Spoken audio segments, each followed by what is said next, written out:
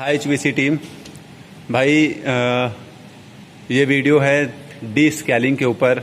बहुत लोग जानते भी होंगे और जो नहीं जानते वो ध्यान से देख लें। डी स्केलिंग यार होती क्या है। डी स्केलिंग अगर जो बंदा चिलर पे काम करता है तो उसके लिए तो ये जानना ही ज़रूरी है, और जो नहीं जानता वो भी ध्यान से सुन ले। यार डी स्केलिंग का मतलब ये समझ लीजिए, स्केलिंग रहती है, स्केल जिसे कहते हैं। स्केल यानी आपने देखी है यार, जैसे मतलब पपड़ी पड़ जाना धूल मिट्टी की वजह से, ठीक है। धूल मिट्टी जो है किसी चीज पे जम जाना, उसी चीज को स्केल कहते हैं, ठीक है। अब वो स्केल को हटाना, अब आप चाहे किसी चीज से हटा रहे हैं तो वो आप क्या कर रहे हैं, उसको डी स्केल कर रहे हैं, यानी उसको हटा रहे हैं, रिमूव कर रहे हैं, बाहर कर रहे हैं। तो डी स्केलिंग का सेम मतलब है कि स्केलिंग यानी जो धूल मिट्टी जम जा रही है उसको हटाने को हम डी स्केलिंग कहते हैं। आप इतना समझ लीजिए, ठीक है। अब देख लीजिए, बात यहाँ करते हैं, चाहे एयर कूल्ड हो सिस्टम, बात HVAC की अगर आ रही है चिलर पे, या HVAC डिपार्ट कोई भी स्मॉल AC हो, कोई भी रेफ्रिजरेशन में है AC, तो उसमें क्या है कि डी स्केलिंग आपको सब में करनी पड़ती है। ये नहीं कि आपको केवल चिलर यानी जो सेल एंड ट्यूब टाइप का, आपने शायद यही सुना होगा कि हाँ सेल एंड ट्यूब टाइप में ही यानी वाटर कूल्ड टाइप में ही आपको डी स्केलिंग करनी पड़ती है, ऐसा नहीं है। डी स्केलिंग आपको एयर कूल्ड में भी करना पड़ता है। जैसे आप मतलब एयर कूल्ड की अगर हम बात कर रहे हैं, जैसे स्प्लिट AC हो गई, या फिर जो है आपके बड़े बड़े VRV हो गए, VRF हो गए, तो उसमें क्या रहता है, आपको मैं एक एग्जाम्पल देता हूँ, देख लीजिए। यहाँ पे आपने देखा होगा गाँव में लोग क्या कहते हैं कि भाई जो जानकार रहते हैं उनको थोड़ा बहुत पता भी रहता है भाई, वो एक अच्छी नॉलेज देते हैं। क्या कहते हैं कि भाई कि आपने भी सुना होगा कि भाई वो कहते हैं कि फ्रिज को जो है दीवार से मत सटा के रखो, यानी दीवार से फ्रिज को मत चिपका के रखो। तो उनका ये कहना बिल्कुल सही रहता है कि अगर हम फ्रिज को दीवार से सटा के रखेंगे तो उसके पीछे जो जालदार ये बना रहता है, जाली की तरह, आपने देखा होगा फ्रिज में, उसके पीछे जो है ना कंडेंसर लगा रहता है। वो जालदार जो रहता है ना ब्लैक कलर का, वो कंडेंसर है। तो कंडेंसर में क्या होता है कि कंप्रेसर जो है जब गैस को कंप्रेस करता है तो वो हाई टेम्परेचर हाई प्रेशर के साथ डायरेक्ट किसको देता है, कंडेंसर में। अगर कंडेंसर को एयर कूल्ड है या वाटर कूल्ड, तो हमारी फ्रिज में जो है एयर कूल्ड का रहता है। तो यार उसमें ध्यान दिया जाता है कि अगर इस पे बाहर की हवा नहीं लगेगी तो ये गैस जो है ना वेपर से लिक्विड नहीं बन पाएगी। तो यहाँ पे क्या है कि ये एक तरह का जो है स्केलिंग का काम करेगा, यानी बाहर की अगर हवा नहीं लगेगी तो वो दीवार में चिपका रहेगा। तो उसके लिए बेहतर ये है कि हम 1 फीट दूरी पे उसको लगा के रखें, फ्रिज को लगाएं, ताकि बाहर की हवा अच्छी तरह से उसको मिल सके। तो वो क्या रहेगा कि वहां पे प्रॉपर कूलिंग होगी। सेम उसी तरह आपने देखा होगा एयर कूल्ड जो रहता है हमारा आउटडोर, ये हो गया हमारा इंडोर, ये हमारी स्प्लिट AC है। स्प्लिट AC की आउटडोर में आपने ध्यान से देखा होगा 2-3 महीने में लोग, या 1 महीने में, जो भी उसके जो है धूल के हिसाब से, तो इस पे क्या रहता है कि बाहर की जब हवा से ये ठंडा होता रहता है, इसकी गैस वेपर से लिक्विड बनती रहती है, तो जो बाहर की हवा है ना, बाहर की हवाओं में यार सब कुछ रहता है, सब कुछ मतलब धूल मिट्टी वो सब कुछ साथ में लाती रहती है, हवा लगती रहती है, ठीक है। तो ये जब धूल मिट्टी जो है ना, इसके जो ये जो आप देखते हैं ना, उसके ऊपर उसमें जो कॉयल रहती है, कॉयल के ऊपर जो है ना फिन्स लगी रहती हैं ब्लेड टाइप की। तो फिन्स का काम ये रहता है कि उसकी हीटिंग को जो है ना बाहर स्पीड में बाहर निकालना, ठीक है।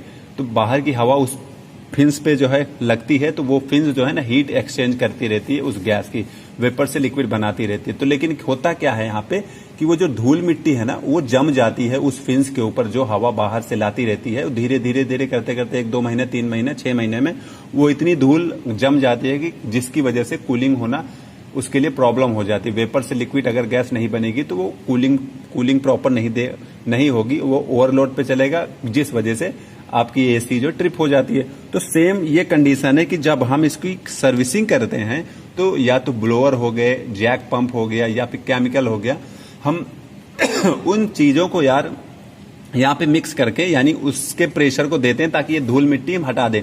तो हम यहाँ पे भी हम जो है ना, वो जो स्केल धूल मिट्टी जमी है ना, वो स्केल है, उस स्केल को जो हटा रहे हैं ना, वो हम डी स्केल कर रहे हैं, यानी उसकी डी स्केलिंग, यानी हम उसकी क्लीनिंग कर रहे हैं। तो उसी चीज को हम यहाँ भी डी स्केलिंग करते हैं, समझ गए। ये चीज डी स्केलिंग होती है, हम किसी धूल मिट्टी को हटाना ही एक डी स्केलिंग करवाते हैं। अब यहाँ देख लीजिए, ये हमारा चिलर है।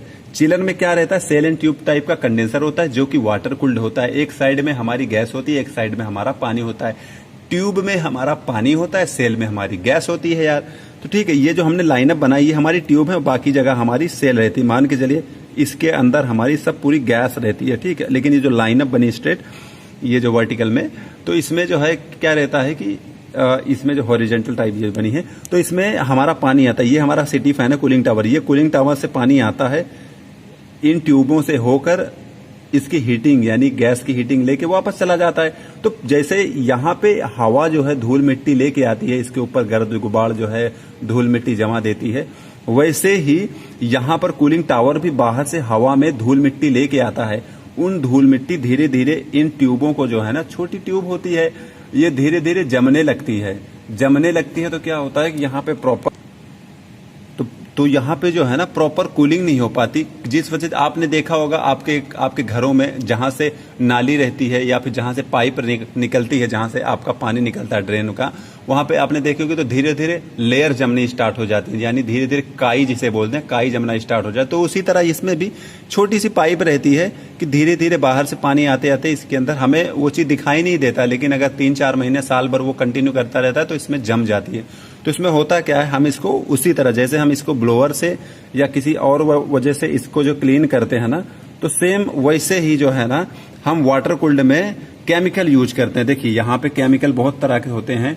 सेफ एसिड पाउडर है, रेस्ट स्केल रिमूवर है, लाइम स्केल रिमूवर है, डी स्केलर पाउडर है, स्केल में, तो ये जो न्यूट्रलाइजर है, तो बहुत तरह के आपको केमिकल वहां पे मिल जाएंगे। ये केमिकल इसके अंदर पहले ये जो सर्कुलेशन करवाया जाता है ताकि जो धूल मिट्टी है वो फूल जाए। जैसे हम कोई पेंट गिर जाता है तो पेंट के ऊपर क्या करते हैं, पहले तो हम कैरोसिन डाल देते हैं ताकि वो फूल जाए, फिर आराम से सफा कर देते हैं। तो उसी तरह इसके अंदर जो है हम केमिकल जो है इसके अंदर जो है राउंड अप करवाते हैं, घुमाते हैं। जब तक घुमाते हैं तब तक कि इसका प्रेशर 2.5 pH ना आ जाए, यानी pH जो है पेटेंट ऑफ हाइड्रोजन, ताकि हमें लगे कि इसके अंदर का जो है हमारा केवल केमिकल घूम रहा है, यानी जो पपड़ी वगैरह है, जो धूल मिट्टी वो फूल गई, हम इसको आसानी से सफा कर सकते हैं। तो हम क्या करते हैं कि इसके अंदर ब्रश डाल के इस चीज को हम सफा कर देते हैं। ठीक है, चलिए मैं आपको एक बार सामने दिखा देता हूं आपको। देखिए ये हमारे कूलिंग टावर, ये हमारा चिलर है, तो ये इसका जो कंडेंसर है, ठीक है, ये कंडेंसर है। देखिए ये कूलिंग टावर की लाइन हमारी इन हो रही है, इधर से आउट हो रही है। तो ये जो इसके अंदर पानी आता है ना, तो इसके अंदर भी धूल मिट्टी लेके आती है। ये जो धूल मिट्टी आती है ना, तो धीरे धीरे इसके अंदर जो ट्यूब होती है, देखिए यहाँ पे ट्यूब आपका शो करेगा। देख लीजिए यहाँ पे ये जो ट्यूब है ना, ये कंडेंसर की ट्यूब है, ये एवापोरेटर की ट्यूब है। ये कंडेंसर की जो ट्यूबें है ना, इन ट्यूबों में आप देख लीजिए, इन ट्यूबों में ना धीरे धीरे पानी आते आते ये चोक होने लगती है। तो इन्हीं के अंदर हम जो ब्रश डाल के फिर उसके बाद सफा कर देते हैं। ठीक है, तो जैसे हम वहां पे आउटडोर को सफा करते हैं, ये ब्लोअर के थ्रू या पानी के थ्रू या किसी से कि हमारी धूल मिट्टी वहां से निकल जाए, तो हमारा इसमें भी उसी तरह से हम क्लीन कर देते हैं। यहाँ से ब्रश से डाल के जो केमिकल पहले सर्कुलेशन होता है, फिर वो जो डस्ट पार्टिकल रहते हैं हमारी धूल मिट्टी वो फूल जाते, फिर आसानी से हम इसको सफा कर लेते। तो बस ये डीस्केलिंग होती है यार, और बाकी कोई इतना वो नहीं है। बाकी आपको कोई अगर डाउट हो तो आप कमेंट में पूछ सकते हो। Okay, thank you.